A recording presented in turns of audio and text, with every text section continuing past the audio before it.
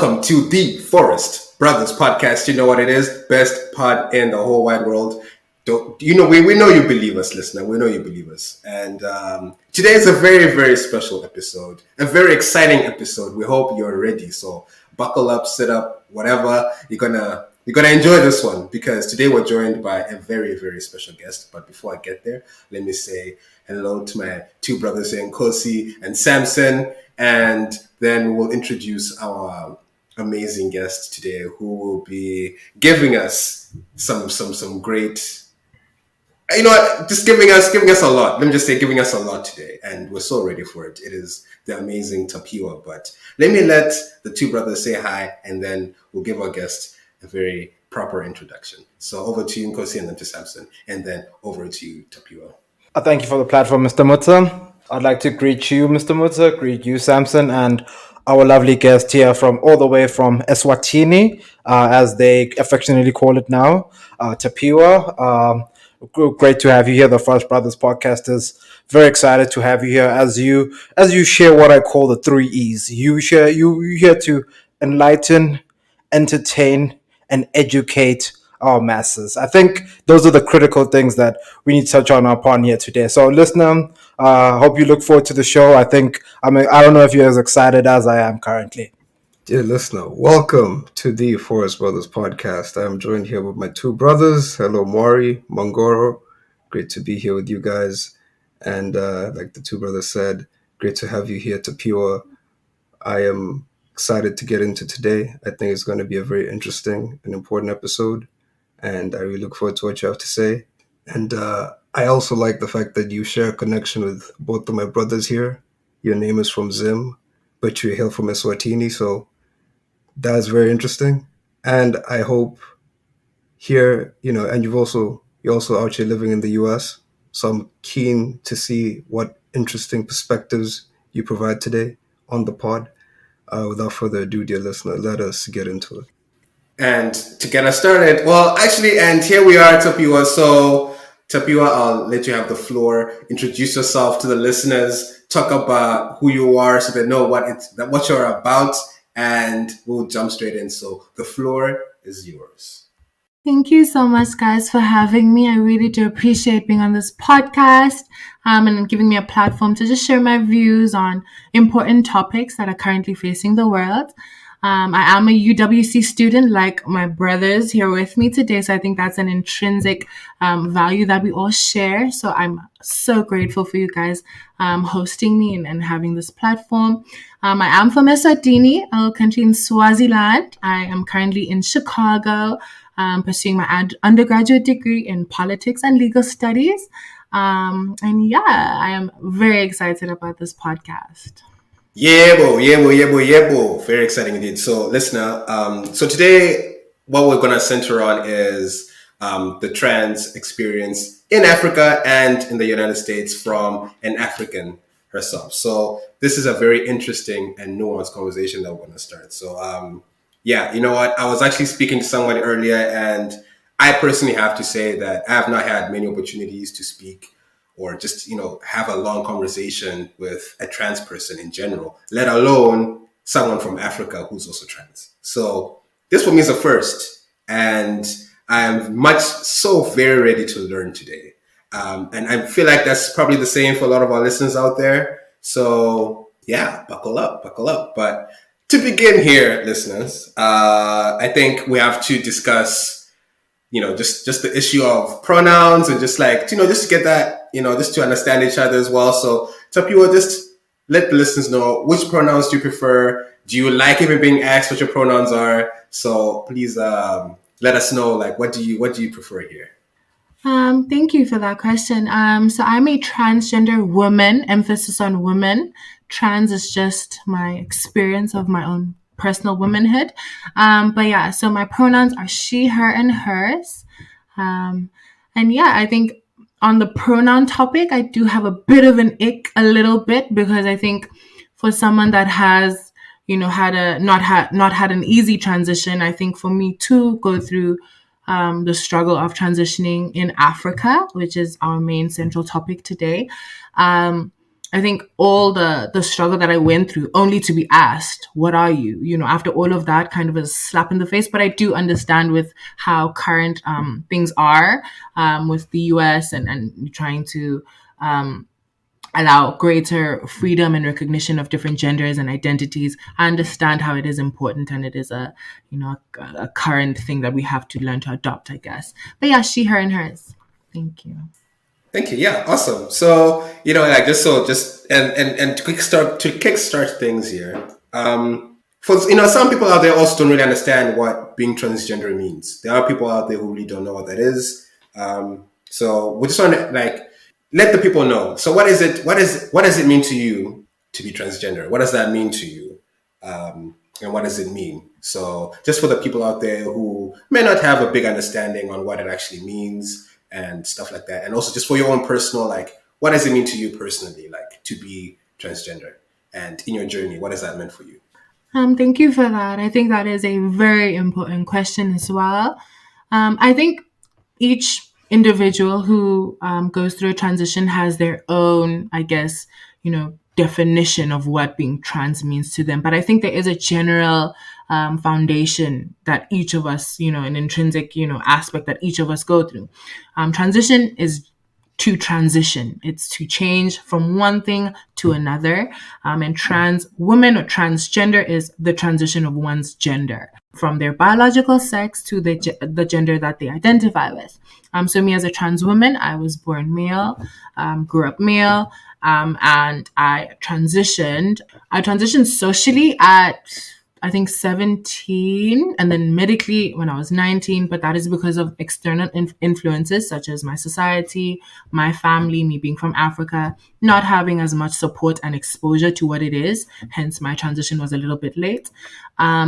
But yeah, that's essentially what being trans is. I think it's just the experience of transitioning from one thing to another and evolving into who you identify as. You know, as I said earlier, this is the part where we have come to educate our listeners out there. And I think it's important that I think today you'll be the teacher, we'll be the students. So what I wanted to know basically is like, just in your living experiences, be it in Africa and be it here in the US, like what are the biggest misconceptions around transgender people, basically, that you've seen, heard, or just irked by? And like, does it affect you, or it's like you're so comfortable in your skin that it really isn't that important to you? You know who you are internally. I think there is a lot of misconceptions when it comes to what being trans is, a trans woman or trans person within the binary space, because I am a trans woman. So I'm within the binary world. I want to assimilate within society and want to be looked at as a woman and to be treated as such. I think that the trans part is just, again, in my own defining terms, my own experience through womanhood. I think being trans, there's so many different people can be intersex and then end up being trans, because with a lot of intersex people, which is a biological, your biological anatomy of a person born with both male and female genitalia, or having a mixed secondary sex characteristics which are not aligned with your genitalia or whatever the case may be, they end up transitioning, because in a lot of those cases parents are the decide what gender they will be at birth, even if it's ambiguous, and then they tend to later on grow up and end up identifying with a particular gender which is different from what their parents chose. So I think trans is, again, it's a spectrum. A lot of people go through transitioning, but me being a trans woman within a binary space, I think a lot of misconceptions I get is that I am not a woman. I'm not a real woman. And then that leads to so many questions on what defines a real woman. Am I a woman because of my genitalia? Am I a woman because of my experiences? And even in that, if I've had surgery, then do I then count? But then even though in that question, again, I think it then takes away from the how hard it is in society for a person to transition.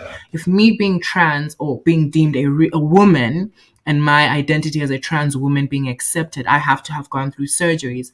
Is that a reasonable thing when statistically trans individuals are less likely to have support, are less likely to have opportunities, are less likely to have monetary resources? Hence why there's this idea that if you're trans, you'd end up being a sex worker, because unfortunately, that is what a lot of trans women have had to end up doing. And then even then again, me not being accepted as a woman because I'm trans, I think it does a disservice for women as well, biological women. I think it brings up the question on what is a woman? What do you define a woman then? Because again, we've got people like Casta Semenya as well, who's another example of how transphobia has led to her not her downfall, but have led to strain in her career, because now she's getting tested, she's put on blockers. And that is a form of transphobia affecting an intersex woman. Then there's women like Serena Williams, a black, more muscular woman. Transphobia has affected her career because she's been argued to be a man. She's stronger than other women. These are advantages that make the game unfair. These are aspects of transphobia that affect biological women. So my identity as a trans woman within a binary space being questioned affects a lot of other people, within that are biologically born that way, and again, even with the whole being born this way, I don't think being trans is a choice. First and foremost, I think my experience and my transition is a testament to that. I think this is because one, did not grow up in a supportive environment, did not grow up exposed to being trans. I did not grow up to resources. I did not have family supporting me. So where did I make this choice? And how can I make a choice that did a disservice for me, where I was ostracized by society? I was, vulnerable to men because that was oppressing me being a woman, such as threats of rape, was something that was used to, have power over me, which is something I relate to a lot of women with, even though I am a trans woman. So again, it also highlights, so many aspects of just womanhood, whether it be trans, whether it be black, whether it be disabled, so many different types of women have a general, experience through life that I feel as though we share as women, whether I'm trans or not. So again, these misconceptions, definitely play a negative role in terms of the viewpoint of trans women. But again, as I've said, they've affected so many other different people. And that's why I'm vocal about it, and to express that and to demonstrate that it affects biological women as well. Yeah. So, like we said at the top of the show, this is we're trying to discuss the topic of being trans in Africa. As we are from the forest, and the forest is very near and dear to all of our hearts. I'm sure a lot of people in Africa don't really know how to approach the topic of, not even the topic of, being trans, but just topics on the LGBT community at large. People struggle to talk about it. Something as simple as what are your pronouns is like difficult to get out. I'm thinking of like my cousins and uncles. I'm not sure how they would have asked that question. I'm not even sure they'd even listen to this pod, to be honest. But what I'm trying to get at, like, what are some of the ways in which, coming from you, are appropriate to try and gain some information about, who you are, without, number one, obviously you don't want just random strangers coming to you and being like, hey, you're trans, tell me about, like, what that means and who you are, and what your journey has been. So what are some of the ways you feel are appropriate for people to approach you, approach people in the trans community, people around the trans community, and ask questions that actually help build knowledge and educate, rather than cause division and confusion and fear and that sort of thing? Thank you for that. I think that is a hard question to ask, because I think the root of how to go about it is education. I think our own ignorance is something we have to challenge, and access to information is accessible to everyone. It's on the internet. There's YouTube podcasts. So I think that is a starting point, because that's how you then learn how to address it. Because I think what I end up having, because I've been in my national newspaper twice in Swaziland, where me being trans has been the main headline of the newspaper.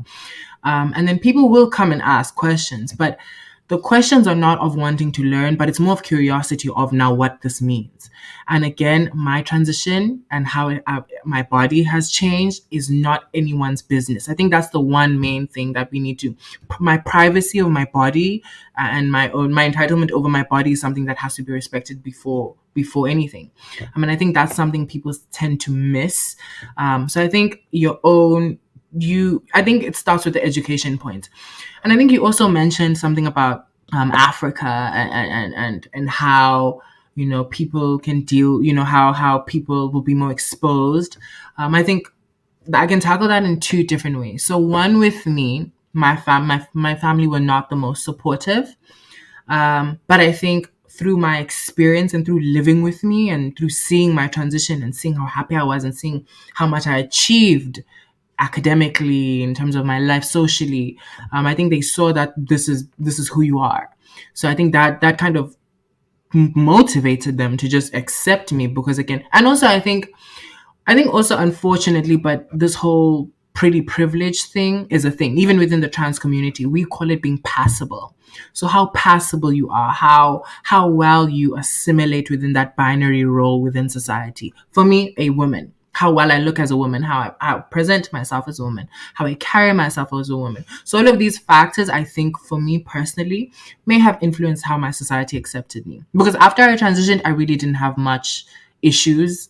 Even when I visited back home over summer, I didn't really have any issues. So yeah, all of these things factor into how society ends up perceiving me. But now, in terms of like how people can come up to me and ask, again, I think being respectful. I think the privacy note that I mentioned is really important, and being respectful of, would you like someone to ask you this? If someone is curious about how my surgeries have been, there's a way to structure it. How does someone transition surgically? Not what did you do and how does it look? Because that's how the questions end up being phrased. And now I am now a circus freak or some social experiment that now is for your education, and I cannot agree with. I think being exposed and educating shouldn't put my life on the line, and my experience out in the open for everyone to just pick at what they feel. So yeah, I think that's it's a complex question, but I think with those points that I made, I think that's the way we can improve for further. And then lastly, I also think that, again, with the ignorance thing, being LGBT in Africa wasn't really criminalized until the West came and influenced that. And if you trace back and do research on African histories, there's African tribes where men wore makeup. That's a form of being trans, I guess, or trans element, taking something from another gender. There's men that would be, traits of being LGBT, and LGBT itself have been in Africa since, and again, one argument that I always have is, if being LGBT was even there in the Bible, and it still existed to this day, with all the criminalization, with all the backlash, with all the oppression, with all the epidemics, with all the diseases, and we are still here today, clearly we're a part of nature. Clearly we're a part of nature. If all these odds have come to try exterminate us, and we're still here, I think that's the biggest, argument for my existence. Yeah, you know what? I really love that. Yeah, that's a very great, good explanation actually. And just to build on to that, I think you've already touched on some of these things. But what are the other like wrong questions that people ask LGBTQI people, especially like trans people? What are some other like, you don't ask a question this way, maybe frame it in this other way? Like, are there any more that you can think of that, just so that people become more aware? Like, yeah, listen, like you can't ask this question like this, or you can't even ask that question in general because it's none of your business. So it's like, what are the other wrong kind of questions that people ask that they should stop asking or should reframe if they're truly curious?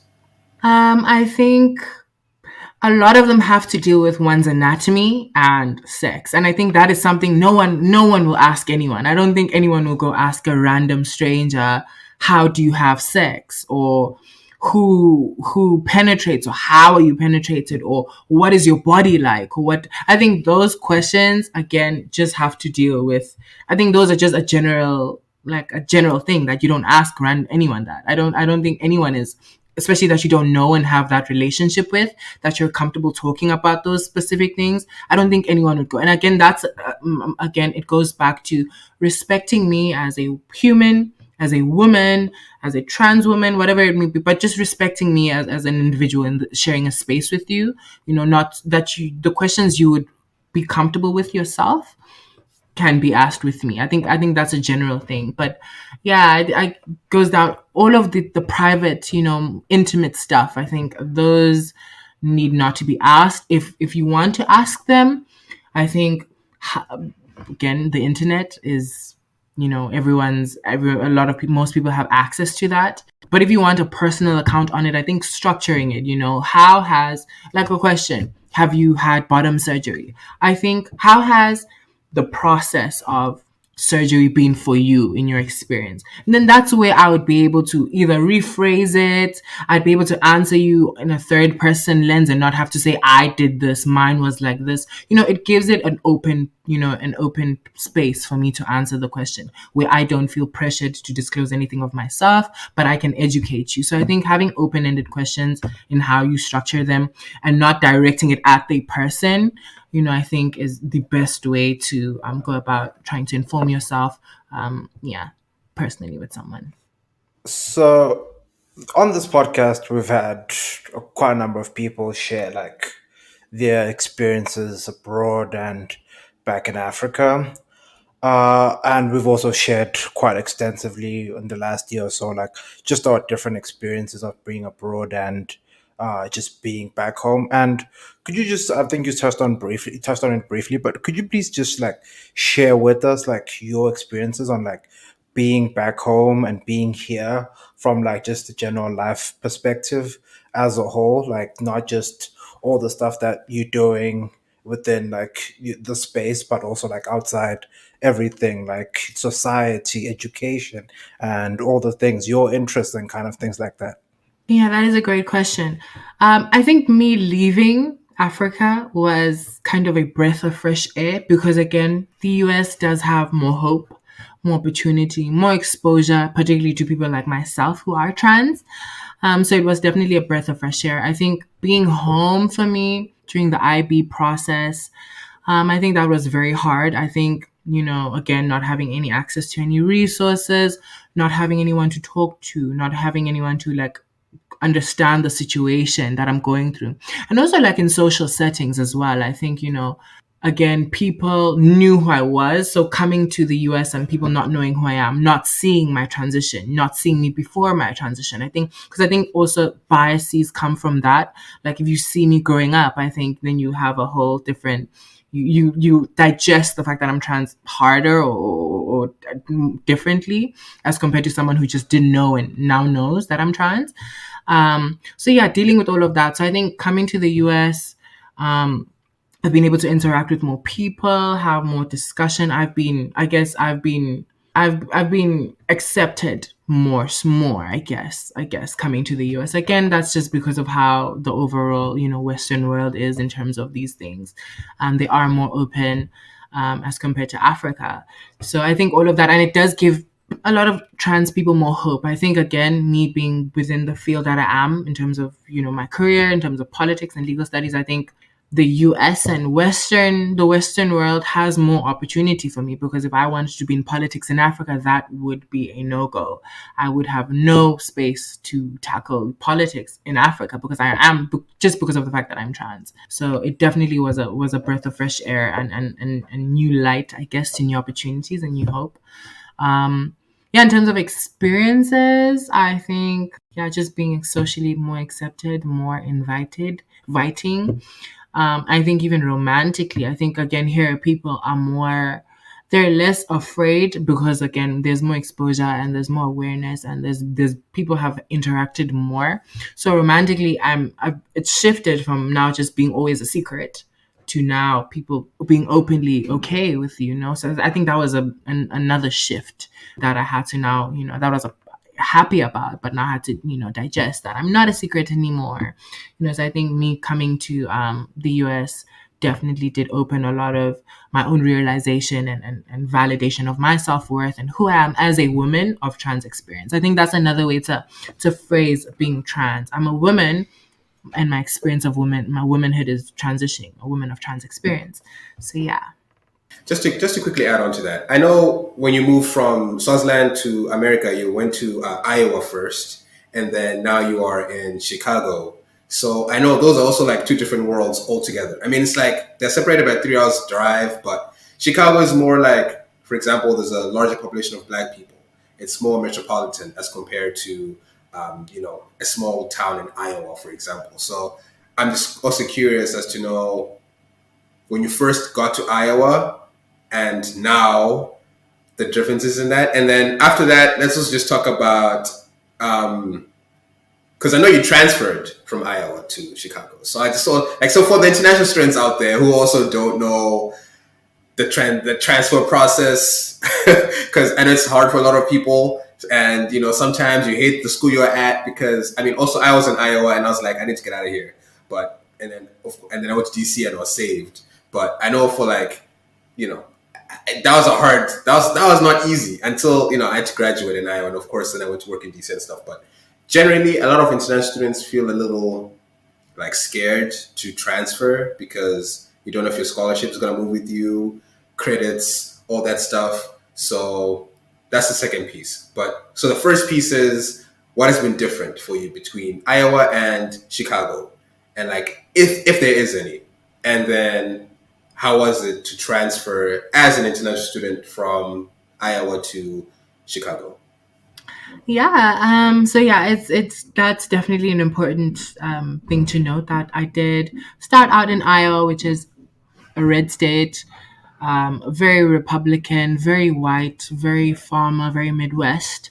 But funnily again, I think a Western world, I think is still more accepting of difference. I think it is. But again, with all the things that that I touched on with me being like the passableness or how you carry yourself, I didn't really have any issues in I at all regarding me being trans. I think it was only stuff in college, like with people who found out and yeah, who were conservative or whatever the case may be. But I think generally it was fine. I lived, I think the only thing in Iowa was my access to the community, access to other LGBTI spaces, access to medical resources was a little more challenging because, again, I was in a small town in Iowa. So the bigger towns have all that access. Like Iowa State has a huge LGBTI facility and a lot of LGBTI exposure all over the city. So it just depends on where you are. Again, there's also some stereotype of how Iowa was, but the whole of Iowa isn't like that. That's another thing. We've got Des Moines, a bigger city, Iowa City, Cedar Rapids. These are bigger spaces with a lot more Black people, a lot more LGBT people, and LGBT clubs as well. So that was one thing.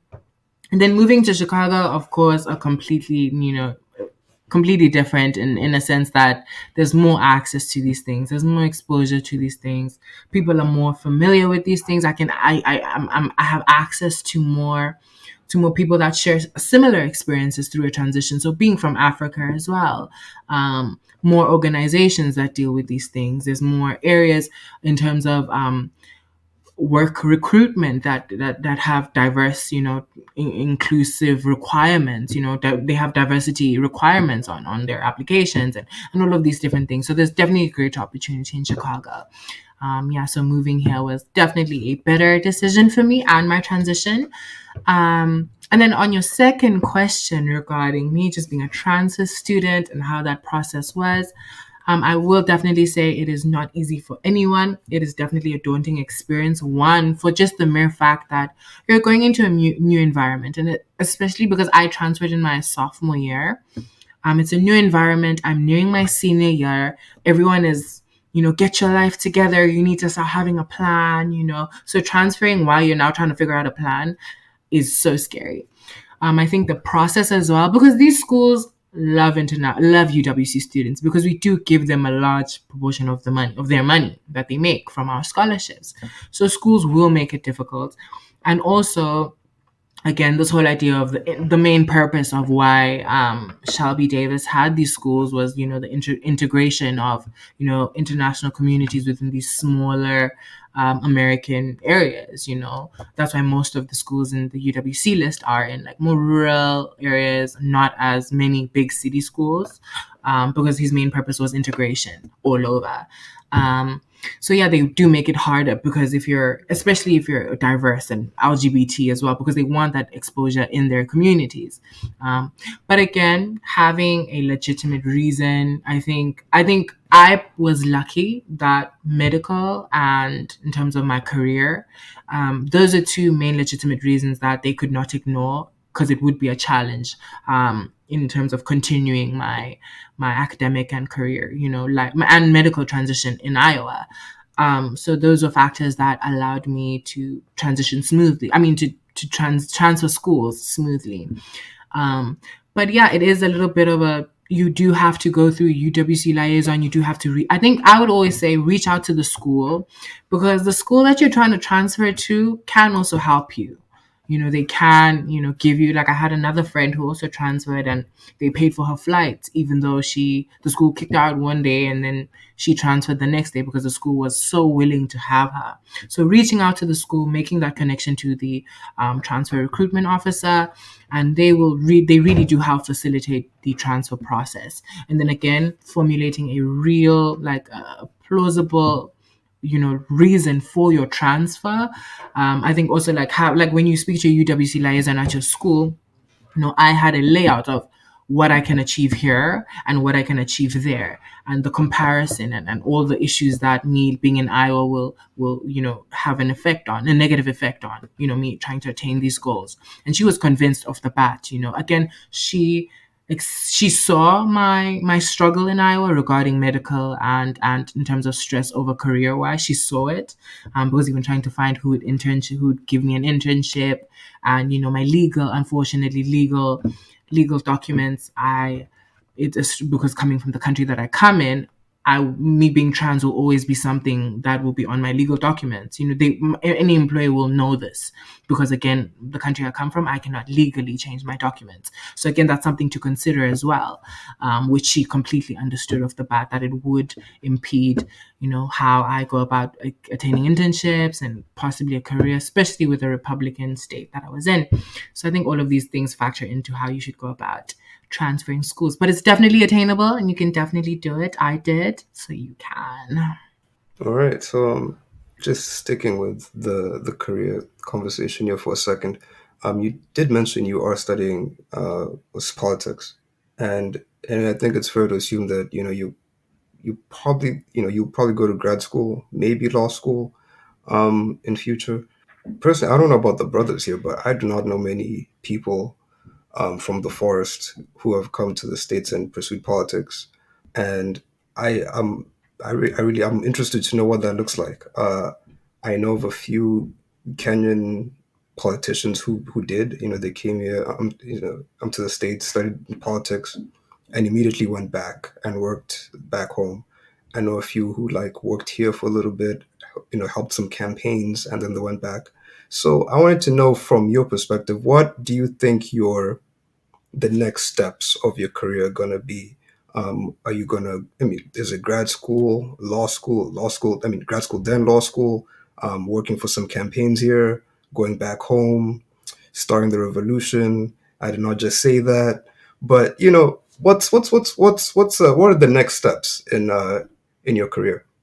Thank you. Me being a junior, that is something I am currently still battling with myself over what I want to do, where I want to go, and what space do I see myself in. I think, again, my influence for wanting to choose politics comes from where I come from. My country, Eswatini, being a monarchy, there being political instability and a lot of corruption that's brushed under the cover, but especially if you have a lot of royal friends, you will see these things. That's not putting anything on them. I still love all of them. Nonetheless, again, that's predicament. I would love to be born prince or princess or whatever the case may be. I think we all would and enjoy that privilege. But again, it's just it's a thing all over. If you're born within a royal space, you gain more from from that position. So I think that's my influence on all of that in terms of why I chose politics, because I do hope to one day have some influence in how public policy is done and how legislation is done. I think also, again, me being trans and having no legal representation, I think we do have a Rock of Hope, which is an NGO in Swaziland that deals with a lot of the LGBTI politics and hosted um, its second Pride Parade in Swaziland, which again was something we'd never think would happen. But again, that's what being in a political space does. Having that influence allows these things to happen. So seeing what someone can do in terms of creating more opportunities and recognitions for minority communities within the political space is something amazing. I think also me having the privilege of having an externship with the UN in South Africa, that kind of formed a greater foundation to me setting into this field, because I was able to network with a lot of parliamentarians and MPs and speak with the ex-Prime Minister of Swaziland, who also shared positive views on the LGBTI community without knowing that I was one too. And then when I did disclose that I was a part of it, it was even, more of a positive, experience, because he's like, wow, you're so affluent. You're not affluent, but you're so eloquent. You carry yourself well professionally. And just exposing people within a political field to the fact that LGBTI individuals have the same work ethic, if not greater, individually, the same drive, the same passions, the same goals, and we just need the same opportunities. And that is another reason why, that's the main reason why I chose politics, is because I do want to be that influence and representation in creating those opportunities and being that representation for my community within the political field. I can be a computer science person, a big head tech, but me being the first African mayor who's trans, or African politician who's trans, is a goal that I think I want to achieve. Or hopefully, long-term goals, setting these, setting that, or allow others to be able to realize that and know that it's achievable. So I guess that's my main why I do politics. And where I see myself in, I definitely want to go to grad school. I'm not really so much on the campaign side, but I am on the legal framework on like how policies are formed, why a policy is in place and what its effect on the people. So I guess that I'm still dibbling and dabbling on which area I would like, but definitely some NGO of some sort, dealing with policy affecting the community and affecting people. Where I get to also represent the trans community as well and have an effect on that as well. Yeah, and I'm just going to follow that up with another question, since we're now talking politics. I tend to follow American politics, every now and then, when I see something incendiary, because here everything seems to make people want to fight. And the more recent things I've been rereading about is what's it called, detransitioning, right? So conservatives in this country are not, dead on against the LGBT community, like in the sense that they're trying to like purge them or anything, but they are definitely in the business of making it very difficult for people of the LGBT community to continue to live their lives as they want to.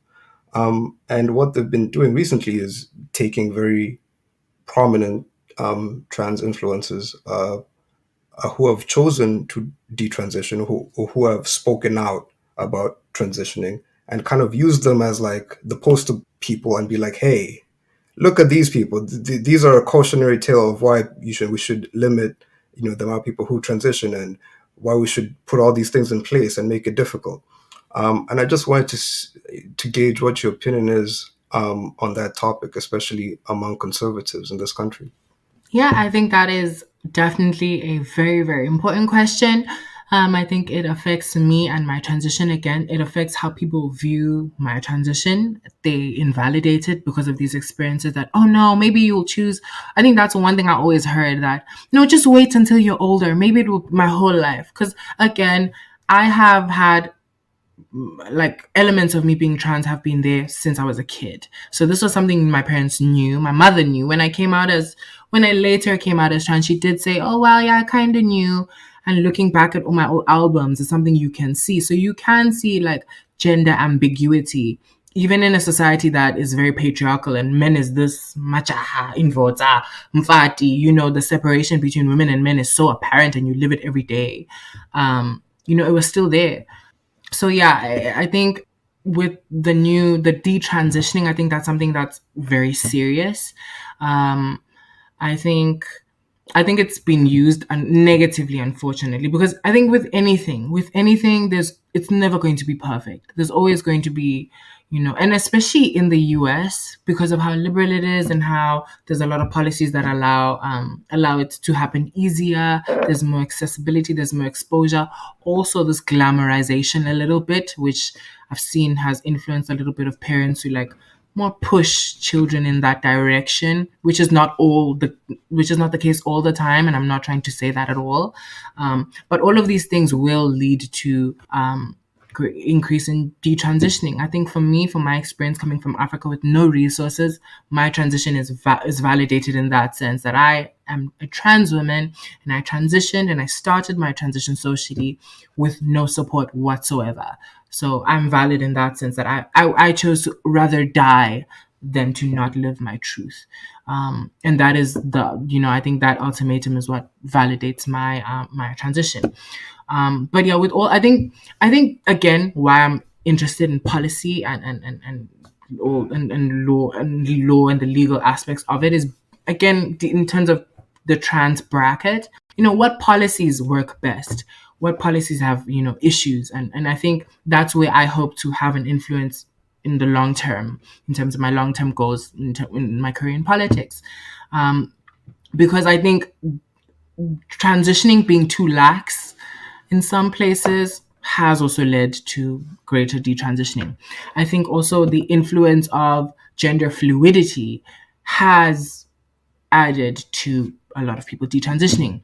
I think also this whole idea that your femininity and your gender and your femininity or masculinity define what gender you are. Because again, gender neutral people is because they're feminine one day, they're masculine another day. So this idea of femininity and masculinity determining your gender, again, for me personally, I feel is an influence on people detransitioning. I can wear sweatpants and a hoodie tomorrow, shave my hair, and I'm still a woman. And I will still present as a woman. Again, I have transitioned as well. I've taken the medical steps to transition. And I think conservatives are trying to stop that. There are a lot of them, I mean, yeah, they're trying to make it harder, but a lot of places are trying to stop having the opportunity to medically transition, and that makes my life as a trans individual harder. It makes your life as as a cisgender individual harder because now you're confused. Again, if the goal of transitioning is to assimilate in society and have a better living standard, that's I think that and live your truth. Live your truth is the main thing, but again, have a better living standard where you have more opportunities. You're not discriminated against. You're accepted socially as any other normal human being. You know what I mean? So them stopping that works against their own ideology of trying to have everyone being the same. And but yes, I think yeah. But just a final note on that. I think the detransitioning is definitely an issue. And is definitely used by conservatives to try promote this negative outlook on the trans community. And yeah, I think correcting policy may have a positive influence in it, but yeah, it will come with it because the more liberal you are and the more opportunities you have to transition and the more we question identity, the more people will detransition, I think. Speaking on questioning the transition, like there's people out there that not too sure like where they currently sit like in this sphere of just like everything that happens in the world. And could you just touch on like just share like your viewpoint on like just some advice for like the next generation of individual just coming up, still trying to like figure out themselves, like still not too sure who they really are? Like, what advice would you give to them so that they know that this is me or this is what I need to do and stuff like that? Because not a lot of people actually know this, and I think it's also important for that for you to share like how important it is like to be free and to be happy. Because for you, like you can see that you're very happy, and in your previous state like you were not happy. Like now it's just giving you that freedom and just sharing like that kind of thing and how much it's valuable to you and in terms of like it going a long way to where you are today. Could you just touch on some of those ideologies there? So I think personally, I'm so sorry. Can you? I think there were two questions in one. Could you break them down for me just a little bit? Sure thing. So I'll do a mutza as well. So part one of the question will be, what advice would you give to the next person? The part two would be like in terms of like the ideology that's involved in like this entire sphere.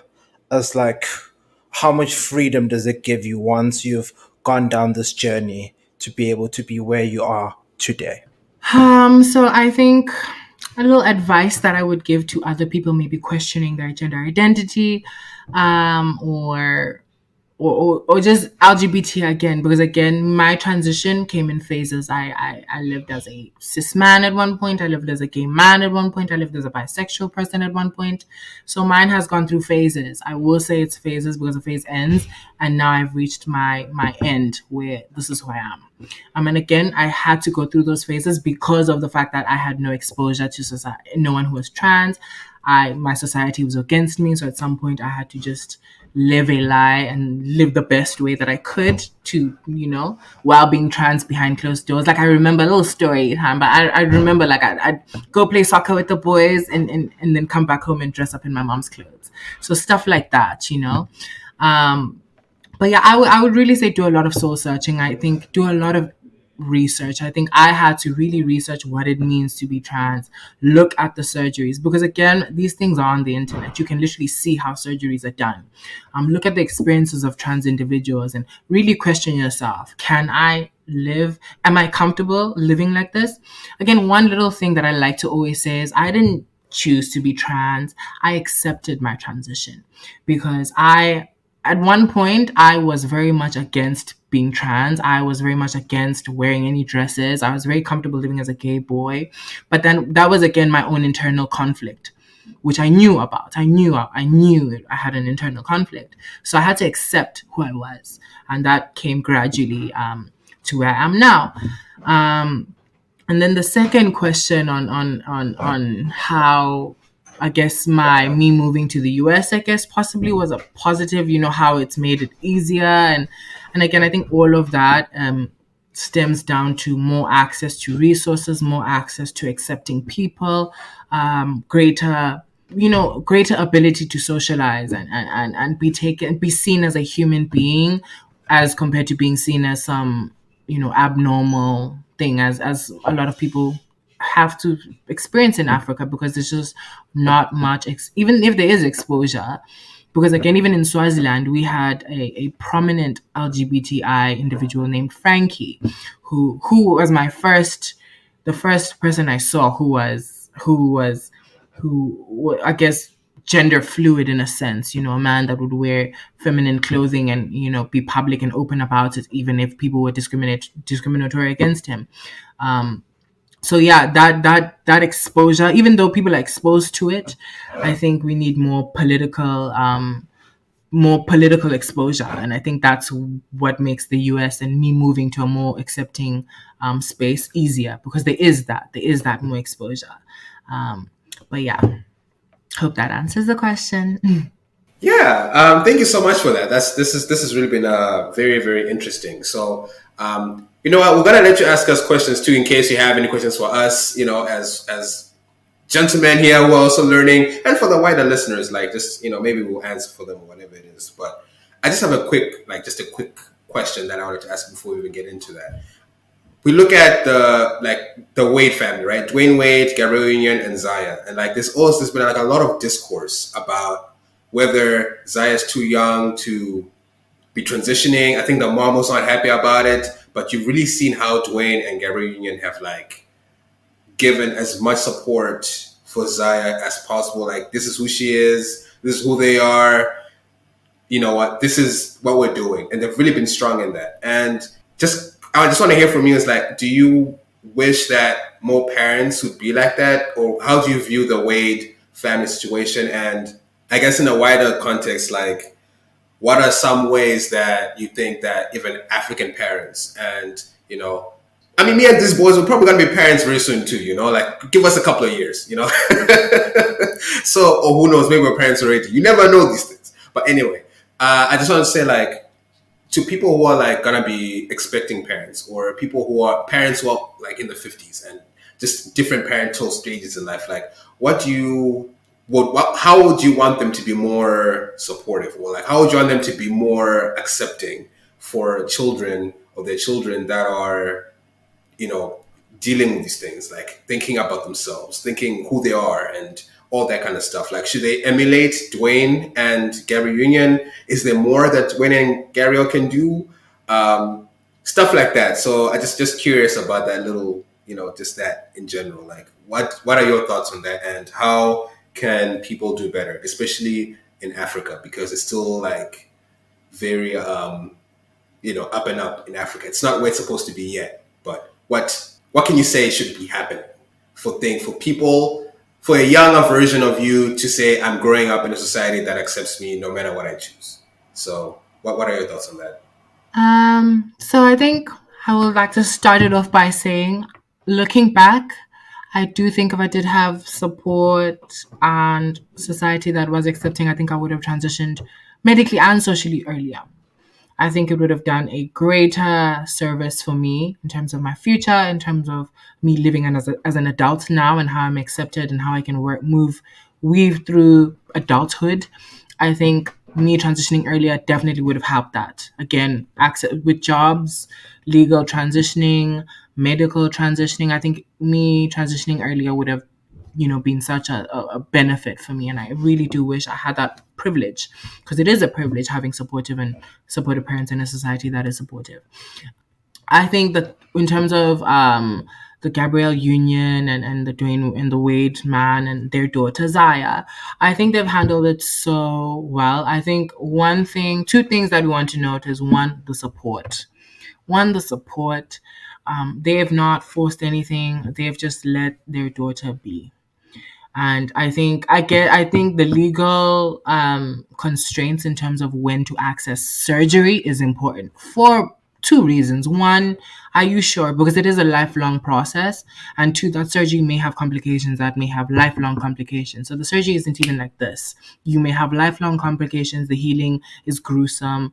It's stressful. It's costly. There's so many factors that you need to really be prepared for. And I think that should only be done as not as an adult per se, but as a more informed person of your body and the risks, being able to outweigh costs versus, benefits. I think that's really important. So I think I would say I would personally put it at like 16, 17 to be able to access that. I mean, if people can get married at 16 and join the army at that age, I think people can anyways. But yeah. And support, and then I think the protection is a second thing. They really do protect her from a lot of the negative. They mute the comments. They choose when and where to allow her to speak, and all of these things. I think protecting her as well from the negative influences in society does make her transition as a young individual easier. So I think those two things as a parent is what you should give any child. I think any child, you should protect them from the negative influences, and any child you should support them, in that. And then on the note of, in terms of like advice to parents, I think my mom could speak on this well, but because I think she's also come a long way. But yeah, I think growing with your child, learning your child, and also more research on what being trans is, and connecting the dots. Because when she connected the dots, she saw that even from a young age, this was something that was going to happen. It's just, again, the lack of exposure. They just rounded it off to, someone is gay, or just not. But connecting the dots, you can see that it was a gender identity conflict and not some sexuality thing. So yeah, I think advice to parents would just be to be accepting and supportive of your child, and to protect them. And I think the work on that influence will be done politically, because if you see more people, my mom was always scared of me turning into a sex worker or turning into a socialite instead of having a path, because again, the LGBTI community is more so in media and socialites and all of that. and there's no representation within a professional corporate setting. And then if I'm always, if the LGBT community is always the fun, loud, drinking, partying, twerking, all of the media and social life, and there's no professional corporate, it looks like it's a trend. It looks like it's a trend to live a nice life and be fun and drink and all of these things, instead of seeing the professional representation that we can be like this as well, but still be effective leaders, effective community builders, effective workers, and create things as well. So I think politically there needs more representation of the trans community for parents to see that we are just like anyone else, because I think Africa is also very much you need to go to school, get an education. I think all of us can, I think, agree to that we all, our parents academically is a greater influence. And again, in Africa, the representation of the LGBT communities is fashion designers and maybe singers and maybe, but it's not a professional, there's no professional image that African parents can say, oh, she might end up like this, or he might end up like this, or even though he's LGBT, there's opportunity for this person to be like this. So I think that also is a great influence in why African parents may be less supportive of their child. Yeah, no, that's great. That makes a lot of sense. And like, just, I mean, I think we're about to just finish off here, but were there any like questions that you had for us in general before we kind of come to a close here? Just to give you the space, because we don't want to seem like we're just grilling you the entire hour or whatever it is, So it's like, are there any just things that you wanted to ask us in general? Yeah. So I wanted to know from each of you, I think your personal view on the LGBTI community, and how were you always accepting of trans individuals?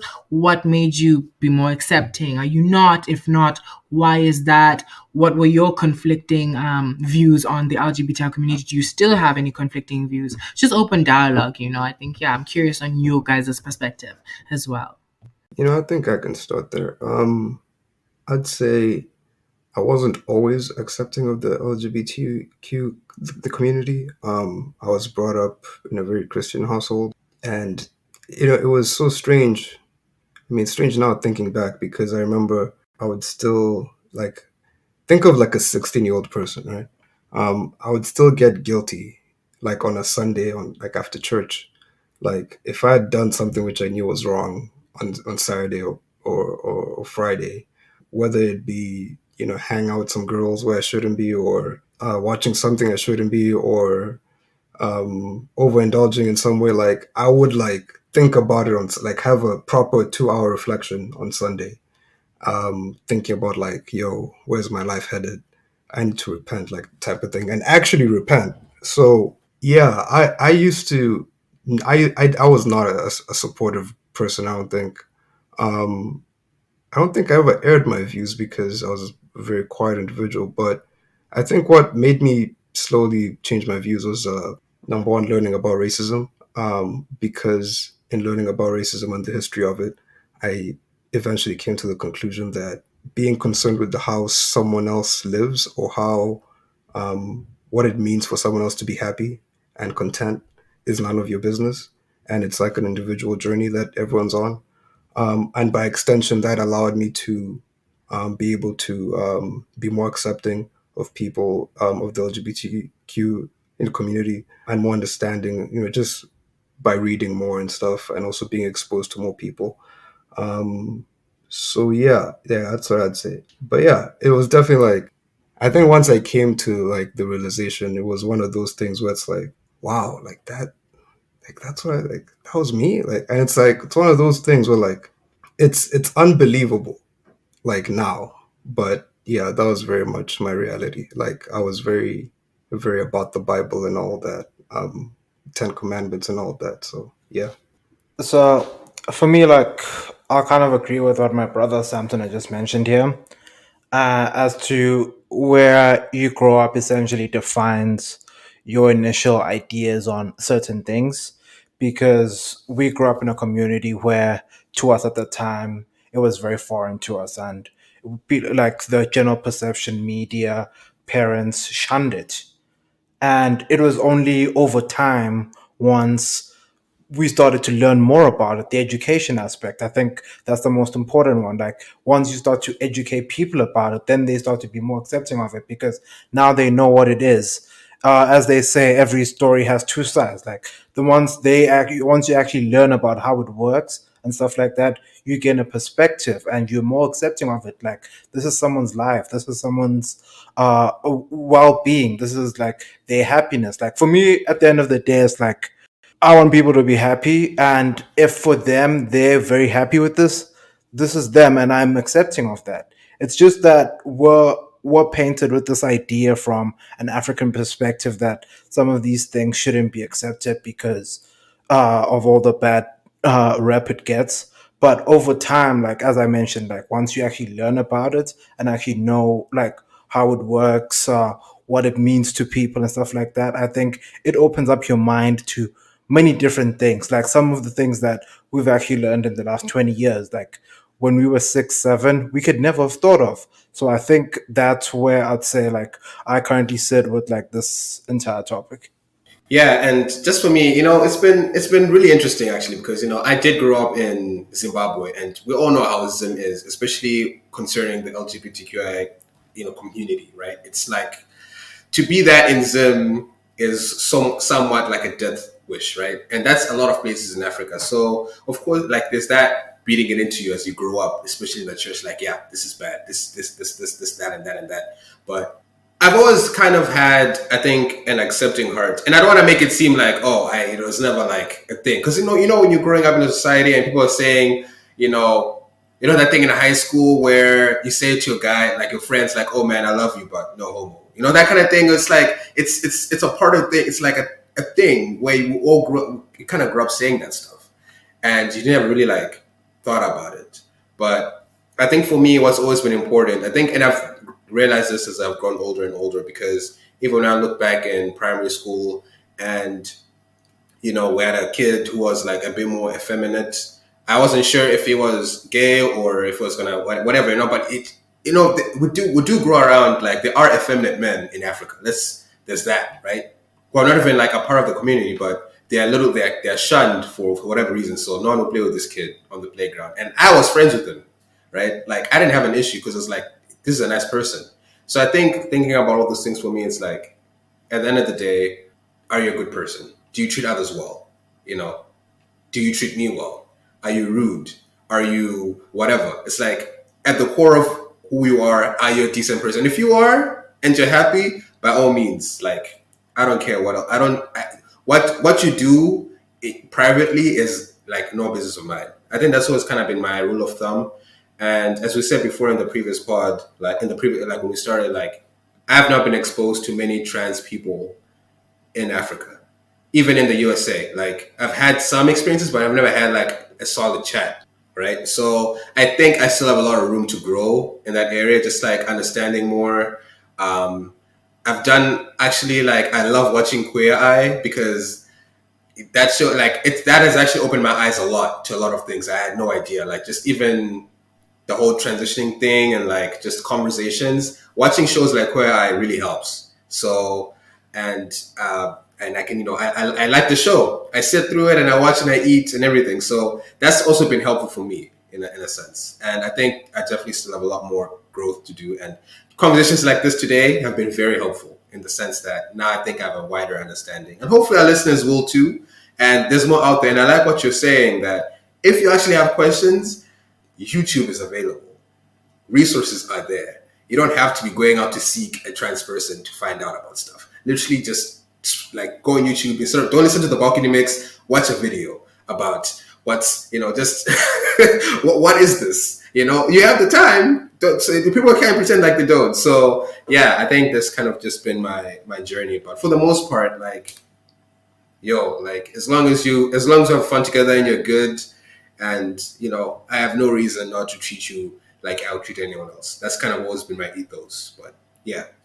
Thank you so much, guys, for sharing that with me. I think, yeah, I will agree with both of you. Again, yeah, it's something that I would expect. I think we're all African, so it's something that, unfortunately, that there is a lot of religious influence which influences our societal perception of people and individuals, and all of that. Again, with that, I always say, guys, even within that, like personally, there's always the topic of now the Bible, which again is something very individual. And again, I'm spiritual. I come from a Christian faith and Christian background.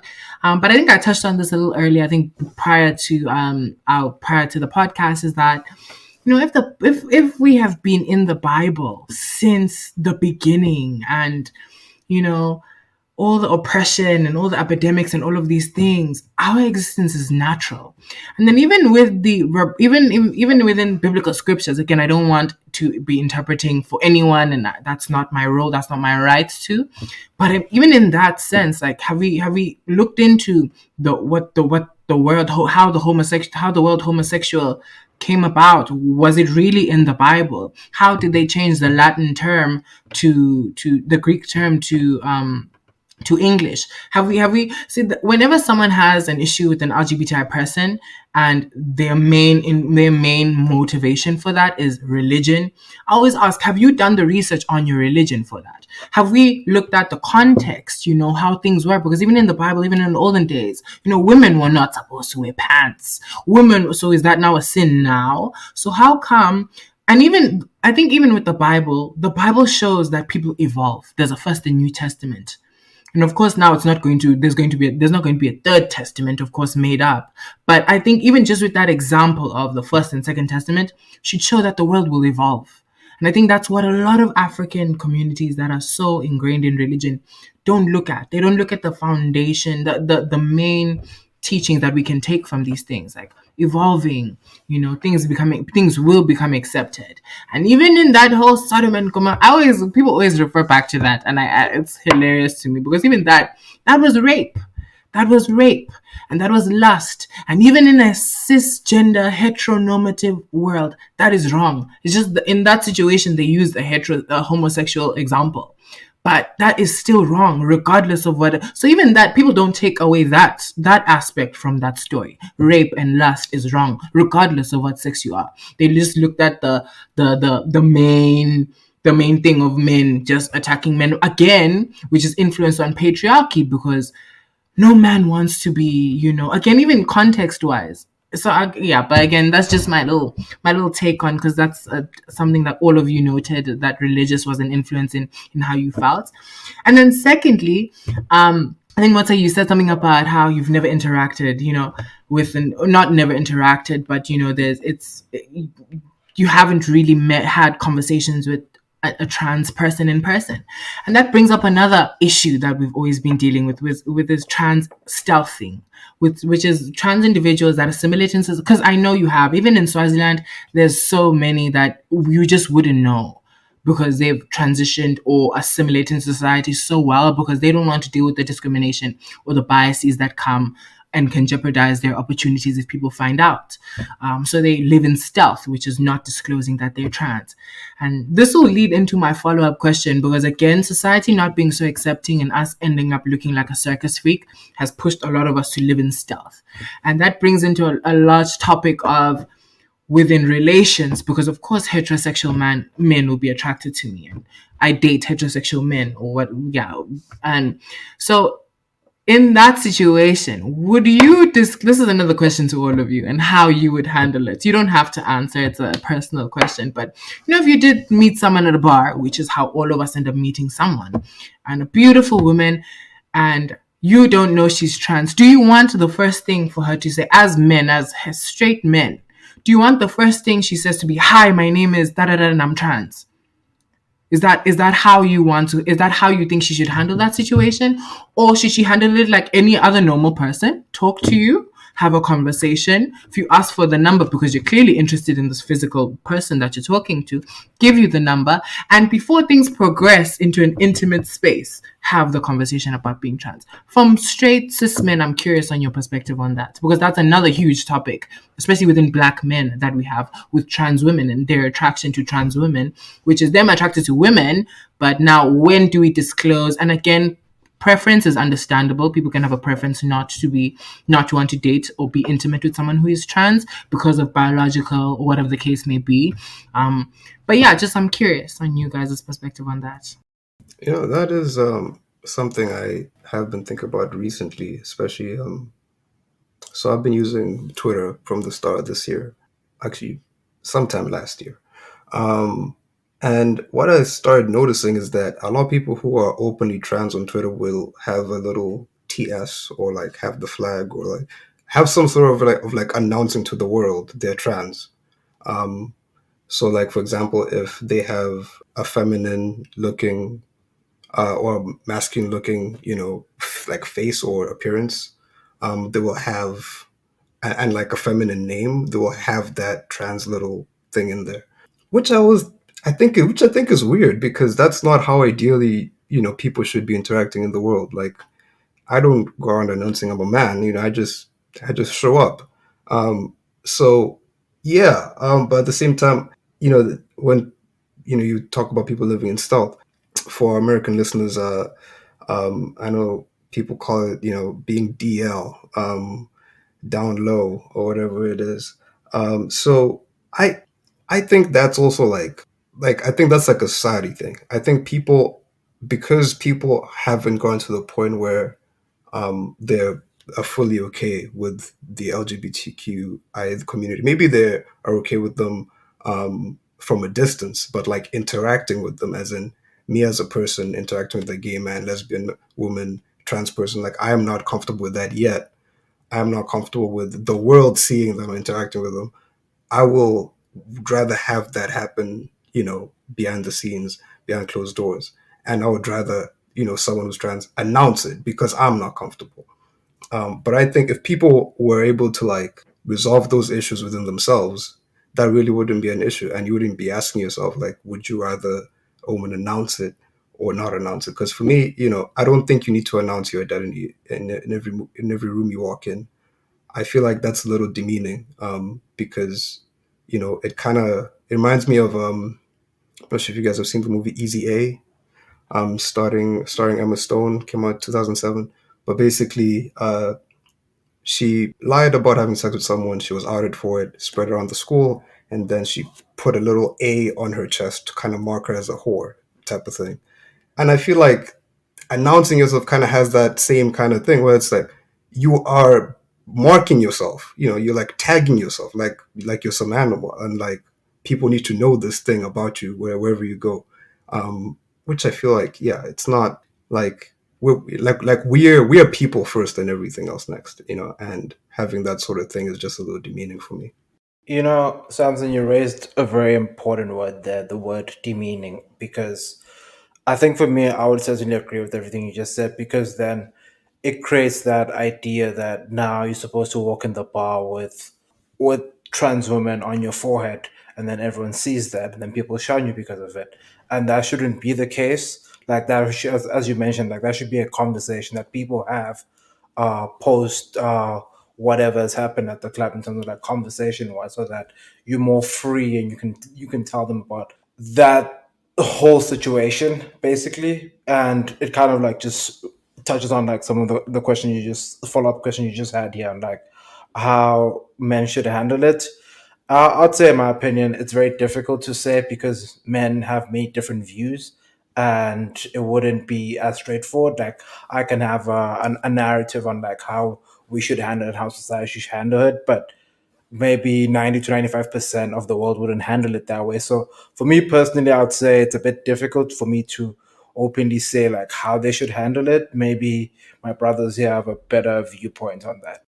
Yeah, you know what? For me, I think what you described first, like if I'm in the bar and I'm in the club and I look at you, you're pretty, I'm like, okay, all right, and we vibing, we're talking, you don't have to disclose it like in that, because like if I actually like talking to you, I like talking to you. And if I'm attracted to you, I'm attracted to you. And what you were saying, being a trans woman, you are a woman, right?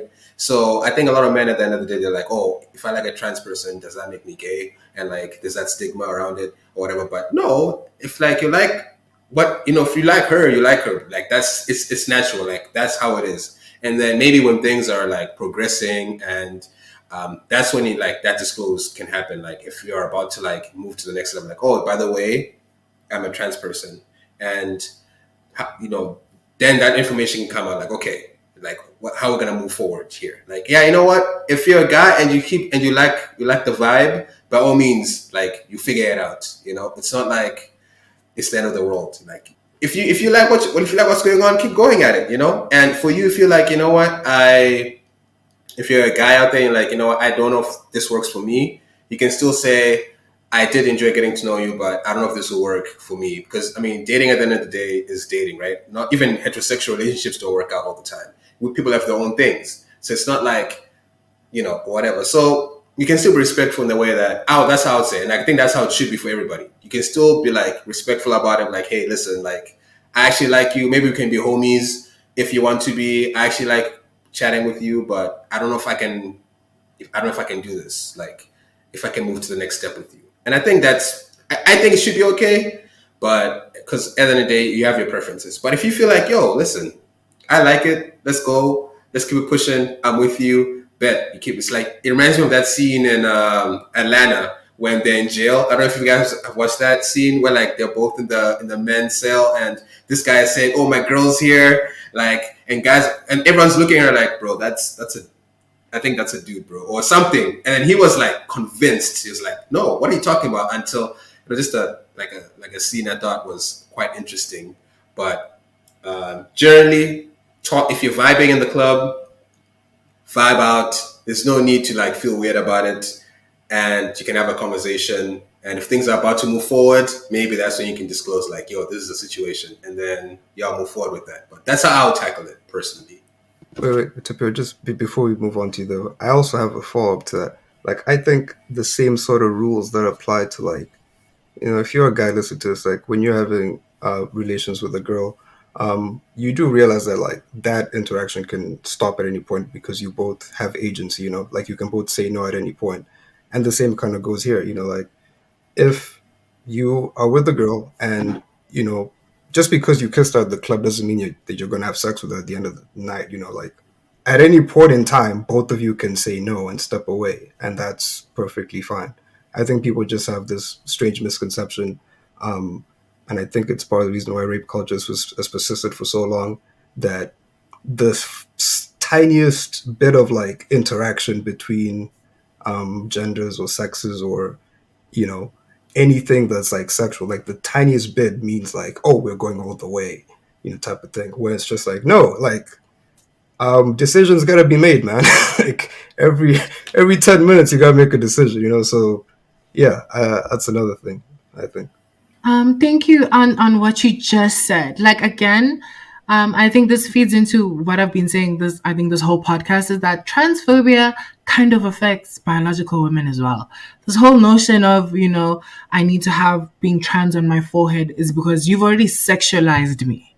You know, you've already sexualized me, and you are now in your own personal conflict because of that. And again, that affects, you know, cis women, that women are just generally over sexualized. And now I'm a villain because you've sexualized me before getting to know me, where these things would be disclosed.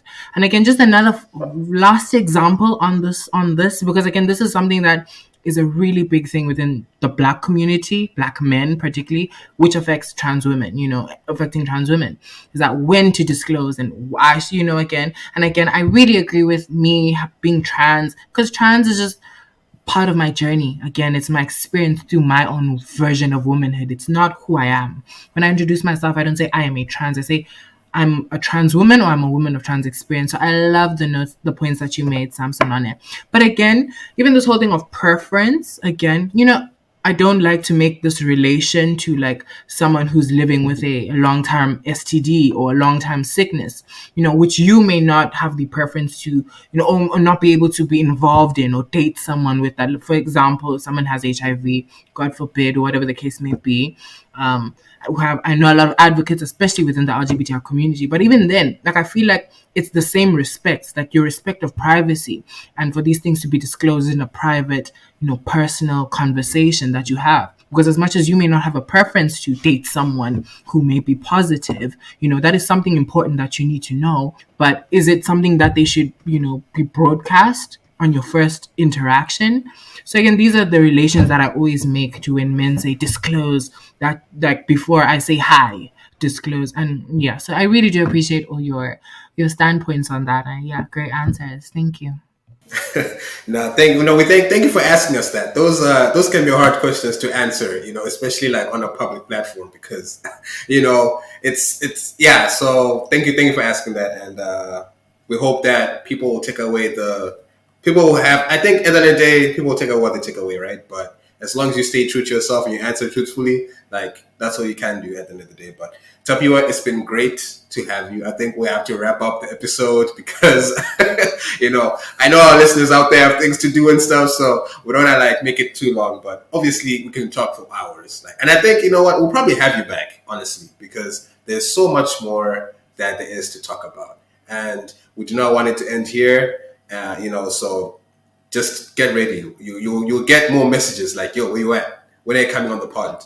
So by all means, this is not where it ends. And listener, if you want to hear more from Tapiwa, for sure you will. So with that, we just want to close it out. So I'll let you guys say goodbye. I will start with Ngome and then go to Samson and then Tapiwa to close us out. And then listener, we'll send you along your happy way. So over to you, Mongoro. Oh, bless, Mr. Mutsa, bless.